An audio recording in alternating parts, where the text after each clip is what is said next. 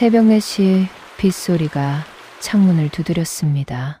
이정희는 침대에서 일어나 어둠 속에서 제복을 만졌습니다. 경찰로 살아온 지 15년, 그녀의 손은 여전히 정확하게 옷깃을 펴고 단추를 잠갔습니다. 거실 시계가 4번 울렸습니다. 출근 준비를 하려던 순간 현관문 쪽에서 무언가 쓰러지는 소리가 들렸습니다.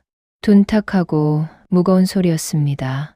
정희는 문을 열었습니다. 딸 서연이 문 앞에 쓰러져 있었습니다.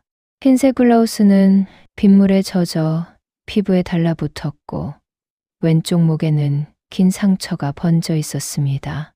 입술 한쪽에서는 검붉게 마른 피가 갈라진 상처를 따라 흐른 흔적이 보였습니다. 서연아, 정희가 딸을 안아 일으켰습니다. 서연의 몸은 차갑고 떨렸습니다. 형광등 불빛 아래 오른쪽 팔뚝에 손가락 자국이 선명했습니다. 엄마, 도연 씨가 또 그 말을 끝까지 하지 못하고 서연은 고개를 떨어뜨렸습니다. 정희는 딸의 어깨를 감쌌습니다. 떨림이 손끝으로 전해졌습니다. 정희는 경찰이었습니다. 수많은 폭행 사건을 처리했고 피해자들의 진술을 받았습니다. 그러나 지금 눈앞에 있는 것은 사건 기록이 아니었습니다. 자신이 낳고 키운 딸이었습니다. 욕실에서 따뜻한 물로 딸의 얼굴을 씻겼습니다. 수건으로 물기를 닦을 때 서연의 목덜미에서 또 상처가 보였습니다. 언제부터였니? 서연은 대답하지 않았습니다. 그저 고개를 숙인 채 눈물만 흘렸습니다. 정희는 구급상자를 꺼냈습니다. 소독약을 바르고 거즈를 붙였습니다. 손이 떨렸지만 동작은 정확했습니다. 15년 경력이 몸에 배어 있었습니다. 처치를 마친 뒤 정희는 서연을 침대에 눕히고 거실로 나왔습니다. 창밖으로 빗줄기가 세차게 흘러내렸습니다. 서랍을 열었습니다. 그 안에는 지난 석 달간 모아둔 서류들이 있었습니다. 병원 진단서 2장, 사진 12장, USB 1개. 정희는 서류를 하나씩 꺼내 책상 위에 펼쳤습니다. 첫 번째 진단서에는 늑골 타박상, 두 번째에는 안면 좌상이라고 적혀 있었습니다. 사진 속에는 모텔 주차장에 세워진 박도연의 차가 찍혀 있었습니다. 정희는 USB를 노트북에 꽂았습니다. 화면에 CCTV 영상이 재생되었습니다.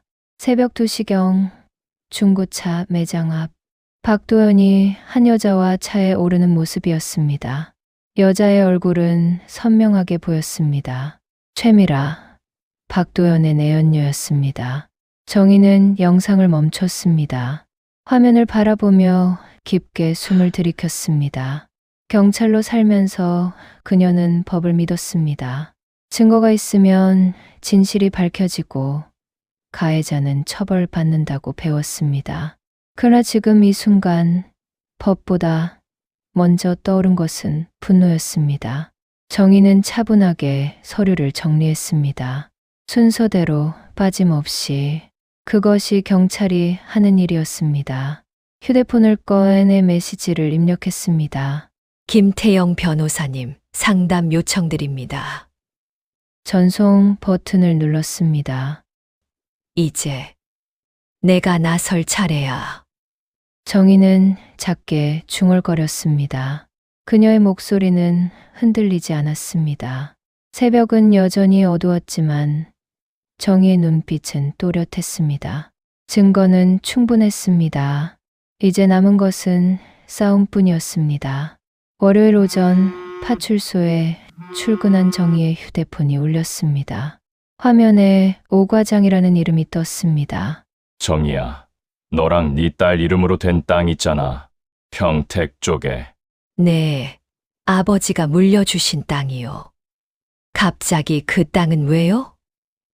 그게 소유권이 이전됐어. 최미라라는 사람한테. 정희는 숨이 멎었습니다. 소화기를 쥔 손에 힘이 들어갔습니다. 언제요? 석 달 전. 서류상으론 네가 직접 서명한 걸로 돼 있어. 전화를 끊은 뒤 정희는 곧장 등기소로 향했습니다. 창구 직원이 건넨 서류 마지막 장에 도장과 서명이 찍혀 있었습니다. 필체는 정희의 것이 아니었습니다. 정희는 서류를 사진으로 찍고 법무법인으로 갔습니다. 변호사 김태영은 서류를 꼼꼼히 살펴보았습니다. 명백한 사문서 위조입니다. 인감증명서도 위조된 것 같고요. 형사고소 가능합니다. 얼마나 걸릴까요? 최소 6개월. 재판까지 가면 1년은 봐야죠. 최대한 서두르겠습니다. 김태영은 서류를 책상 위에 펼쳤습니다.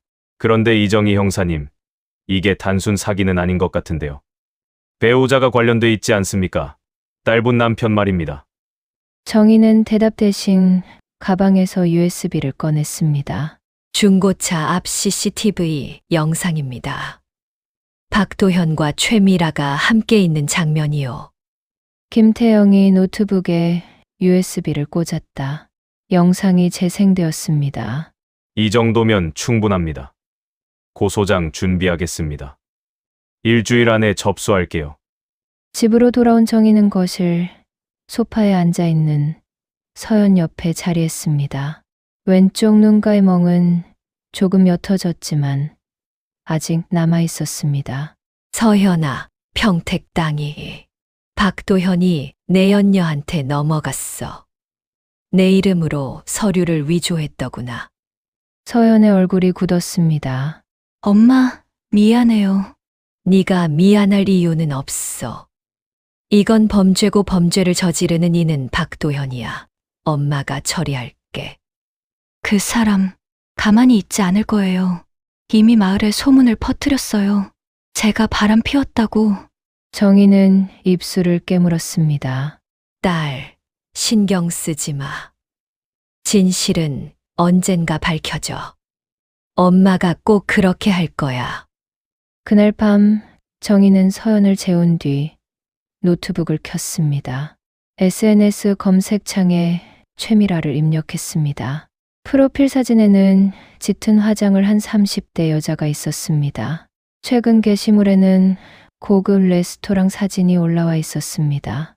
정희는 메모장에 전화번호와 주소를 적고 전화를 걸었습니다. 여보세요? 최미라 씨죠. 이정희입니다. 만나서 얘기하고 싶은데요. 무슨 얘기요? 박도현 씨 관련해서요. 모르는 사람인데요. 중고차 앞 CCTV에 다 찍혔습니다. 만나주시면 조용히 해결할 수 있어요. 잠시 침묵이 흘렀습니다. 그리고 짧은 한숨 소리가 들렸습니다. 내일 오후 2시 평택역 앞 카페로 오세요. 전화가 끊겼습니다. 화요일 오후 2시 정희는 평택역 앞 카페에 도착했습니다.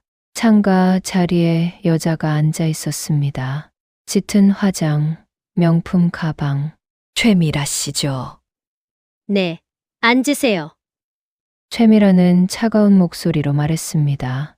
정희 맞은편에 앉으며 가방에서 서류를 꺼냈습니다. 이거 보신 적 있으세요? 박도현 씨가 제 이름을 위조해서 땅을 넘긴 서류예요. 당신 이름으로. 최미라의 눈빛이 흔들렸습니다. 저는 그냥 선물 받은 거예요. 위조인 줄 몰랐어요. 박도현은 당신을 이용한 겁니다. 언젠가 이 일로 결국 당신도 연루될 거예요. 전 모르는 일입니다. 최미라가 일어섰습니다. 잠깐만요. 제 딸이 맞았어요. 박도현한테. 미라는 돌아보지 않고 말했습니다. 죄송하지만 먼저 가보겠습니다. 그 말을 남기고 미라는 카페를 나갔습니다. 정희는 자리에 남아 식어가는 커피잔을 바라보았습니다. 증언 확보는 실패했습니다. 차에 오른 정희의 휴대폰이 울렸습니다. 서연이었습니다. 엄마, 지금 어디세요? 도현 씨가 집 앞에 와 있어요. 정희의 심장이 뛰었습니다. 문 열지 마. 지금 간다. 30분 후 정희는 집 앞에 도착했습니다. 박도연의 흰색 승용차가 대문 앞에 세워져 있었습니다. 장모님, 오셨네요. 서연이 좀 만나려고요. 제 아내잖아요. 넌 이제 이 집에 발도 들이지 마. 정희가 단호하게 말했습니다. 도연은 담배를 버리고 정희에게 다가왔습니다. 장모님, 혹시 서연이가 바람 피운 거 아세요? 증거도 있어요. 도연이 휴대폰을 꺼냈습니다. 화면에는 서연과 어떤 남자가 식당에서 마주 앉은 사진이 있었습니다. 대학 동창이잖아. 그걸 어떻게 아세요? 벌써 따님과 말을 맞춘 거예요?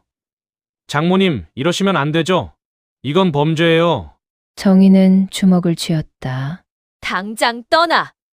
그럴 수 없다면요? 마을 사람들도 이미 다 알아요. 서연이가 남자 만난 거 제가 피해자인데 너무하시네요. 그 순간 집 안에서 서연의 비명이 들렸습니다. 정희는 곧장 대문을 열고 뛰어들어갔습니다. 거실에서 서연이 쓰러져 가슴을 움켜쥐고 숨을 헐떡였습니다. 약, 약. 정희는 물을 떠와 서연에게 약을 먹였습니다. 천천히 서연의 호흡이 안정되었습니다. 정희가 다시 밖으로 나갔을 때 도연의 차는 이미 사라지고 없었습니다. 저녁 정희는 서연을 재우고 거실에 앉았습니다. 휴대폰에 문자가 왔습니다. 모르는 번호였습니다. 경찰이 뭐가 대수냐. 딸이나 잘 지켜라. 정희는 휴대폰을 내려놓았습니다. 증거는 있었습니다. 그러나 박도연은 오히려 공격적이었습니다. 법은 느렸고 고소장을 넣어도 결과가 나오려면 몇 달이 걸렸습니다. 정희는 생각했습니다. 그동안 내 딸은 계속 위협받을 거야. 정희는 노트북을 켰습니다. 인터넷 검색창에 가정폭력 대응을 입력했습니다. 접근 금지 명령, 긴급 임시 조치, 피해자 보호시설. 정희는 하나씩 읽어내려갔습니다. 1시간 후 정희는 김태영 변호사에게 전화를 걸었습니다. 변호사님, 접근금지 명령 신청. 가능할까요? 오늘 있었던 일을 설명하자 김태영은 잠시 침묵했습니다. 일단 고소장부터 접수하겠습니다. 그리고 긴급임시조치 신청도 병행하죠. 빠르면 일주일입니다. 전화를 끊은 뒤 정희는 책상 위에 아버지 사진을 쓰다듬으며 작게 중얼거렸습니다. 아버지. 아버지가 평생 일궈놓은 땅이 낯선 여자에게 넘어갔어요. 아버지 손녀는 매일 공포에 떨고 있고요. 하지만 반드시 방법을 찾을 거예요. 수요일 아침 정희는 파출소에 출근하지 않았습니다. 대신 서연과 함께 병원으로 갔습니다. 정신건강의학과 진료실에서 의사는 조용히 말했습니다. 외상 후 스트레스 장애 증상이 보입니다. 약물 치료와 상담이 필요해요. 집으로 돌아오는 길 정희의 휴대폰이 울렸습니다. 모르는 번호였습니다. 여보세요? 이정희 씨 맞죠? 최미라예요. 그때 만났던 그 카페에서 다시 얘기할 수 있을까요? 1시간 후 정희는 다시 평택역 앞 카페에 갔습니다. 최미라는 어제와 달리 화장기 없는 얼굴로 앉아 있었습니다. 오셨네요. 어제 집에 가서 생각해 봤어요. 제가 너무 비겁했던 것 같아서. 최미라의 눈에 눈물이 고였습니다. 사실 저도 맞았어요. 박도현 그 인간한테. 처음엔 잘해줬어요. 선물도 주고 좋은 데 데려가고. 그런데 석 달 전부터 미라는 말을 멈추고 손으로 눈물을 닦았습니다. 땅 이야기가 나왔을 때 그게 위조인 줄 저는 몰랐어요. 박도현이 그냥 선물이라고 했어요. 지금은 아시는 거죠? 네. 며칠 전에 등기소에서 연락 왔어요. 최미라는 가방에서 서류를 꺼냈습니다. 이거 증거가 될까요? 됩니다. 그리고 한 가지만 더 여쭤볼게요. 혹시 법정에서 증언해 주실 수 있으세요? 최미라는 잠시 망설이다 천천히 고개를 끄덕였습니다. 네. 하겠어요. 어떤 벌을 받더라도 저도 그 일로부터 벗어나고 싶었거든요. 고맙습니다. 쉽지 않은 결정이었을 텐데. 서현 씨한텐 미안하다고 전해주세요. 카페를 나오며 정희는 깊게 숨을 들이켰습니다. 하늘이 조금 밝아 보였습니다. 그날 오후 정희는 김태영 변호사를 만났습니다. 최미라 씨가 증언하기로 했습니다. 잘 됐네요. 이 정도면 고소 승산이 훨씬 높아졌어요. 고소장 내일 접수하겠습니다. 집으로 돌아왔을 때 서현은 거실에서 책을 읽고 있었습니다. 멍은 거의 사라졌고 표정도 조금 나아 보였습니다. 서현아, 오늘 최미라 씨를 만났어. 증언하기로 했대. 그리고 너한테 미안하다고 전해달래. 서현은 잠시 아무 말도 하지 않다가 작게 고개를 끄덕였습니다. 그 사람도 힘들었겠네요. 정희는 딸의 말에 뭉클해졌습니다. 몸도 마음도 힘든 네가 이렇게 말할 줄 몰랐어. 우린 이길 거야. 네, 서현이 처음으로 환하게 웃었습니다. 일주일 후 고소장이 접수되었습니다. 경찰서에서 연락이 왔습니다. 박도현 씨 조사 일정 잡혔습니다. 다음 주 월요일이요. 월요일 아침 정희는 경찰서로 갔습니다. 조사실 앞에서 김태영 변호사를 만났습니다. 조사실 문이 열렸습니다. 박도현이 앉아 있었습니다. 예전의 당당함은 사라지고 초조한 표정이었습니다. 피의자 박도현, 사문서 위조 및 가정폭력 혐의에 대해 조사하겠습니다. 조사는 3시간 동안 이어졌습니다.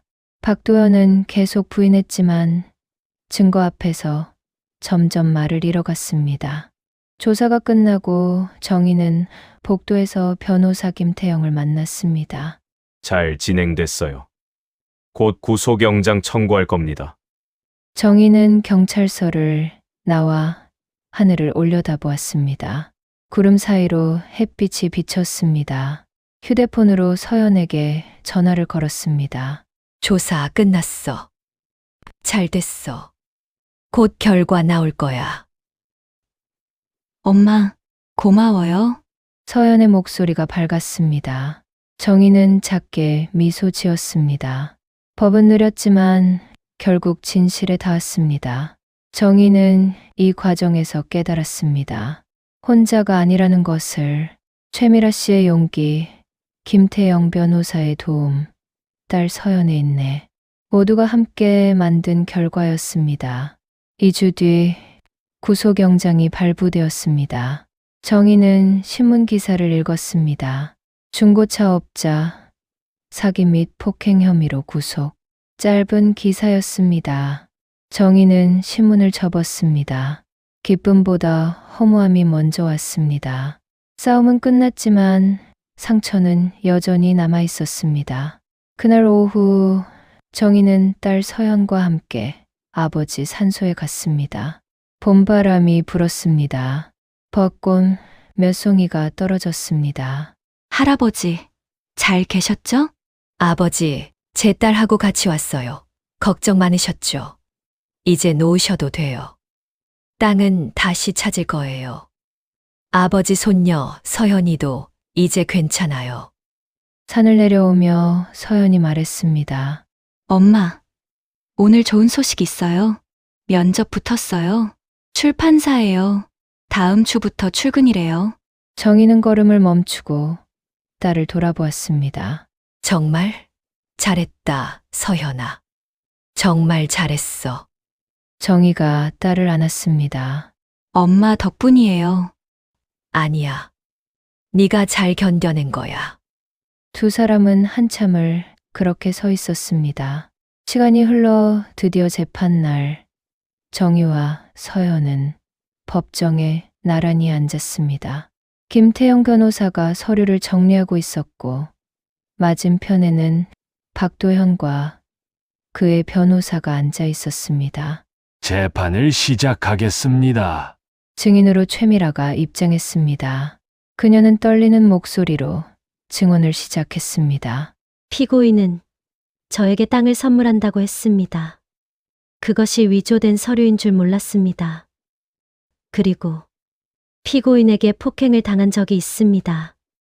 최미라는 손으로 눈물을 닦았다. 전 제 잘못을 인정합니다. 하지만 진실은 말해야 한다고 생각했습니다. 증언이 끝난 뒤 검사가 증거를 제출했습니다. CCTV 영상, 위조된 서류, 병원 진단서, 모든 증거가 박도연을 향했습니다. 판사는 서류를 읽어 내려갔습니다. 피고인 박도연, 사문서 위조 및 가정폭력 유죄, 징역 3년, 집행유예 2년을 선고합니다. 법정이 조용했습니다. 정희는 눈을 감았습니다. 서연의 손이 엄마의 손을 꼭 잡았습니다. 법정을 나오며 서연이 말했습니다. 끝났네요. 응, 끝났어. 이제 우리 인생을 살면 돼. 두 사람은 법원 계단을 내려갔습니다. 햇빛이 따뜻했습니다. 김태영 변호사가 뒤따라왔습니다.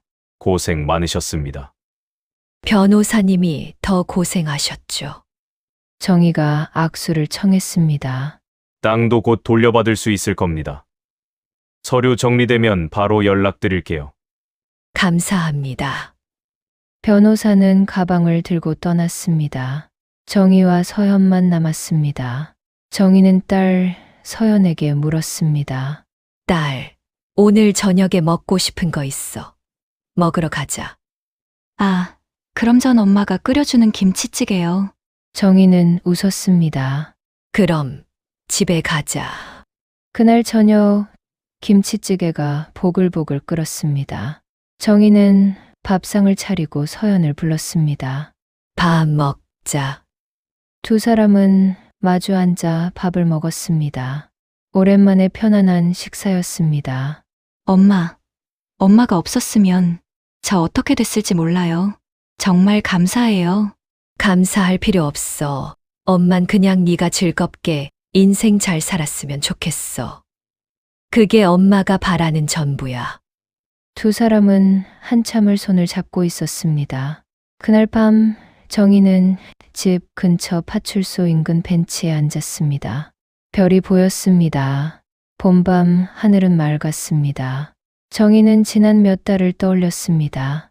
새벽에 쓰러진 딸, 위조된 서류, 법정에서의 싸움. 모든 것이 힘들었지만 결국 이겨냈습니다. 정희는 휴대폰을 꺼냈습니다. 서연에게 메시지를 보냈습니다. 사랑한다. 잠시 후 답장이 왔습니다. 저도요, 엄마.